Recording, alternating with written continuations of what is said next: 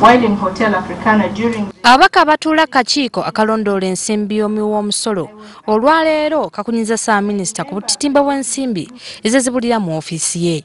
Ssaabaminisita Mbabazi olutuuse mu kakiiko, ababaka abaakazibwako era abakiwagi mu kibiina kya NRM ne bamwambalira nga bagamba nti Ssaabaminisita asusse okubeera omulimba w'olulango. Actual implementation of government programs and projects, because that's the crux of the matter here.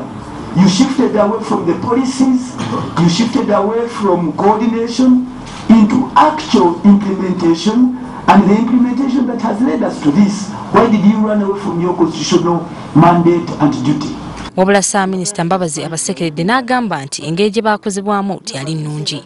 Simply making the point that government is not only responsible for policy, it's responsible for programs, which is the level where implementation is done.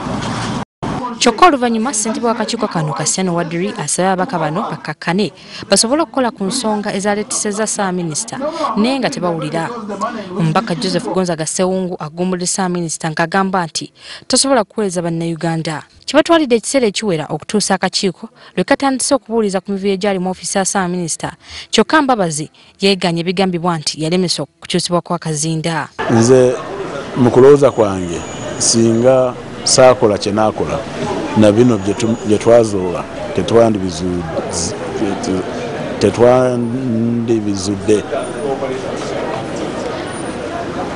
naye bwe naayingira mu bintu ne balaba nti nyinza okuba waliwo byemanyi abalimu mu kino. Bwabaawo okwebuuza ku nsimbi mu ofiisi ya Prime Minister, Permanent Secretary n'asaba Accountant General okukyusa omwami Kazinda. Prime Minister yenyini yalita olukiiko n'agamba nti byo mbiveeko, n'alagira ne Bwoki bamunone ku kisaawe bamulete mu ofiisi ye. Ababaka bakyagenda mu maaso n'okubuuliza ku mivuyo egyali mu ofiisi ya Ssaabaminisita.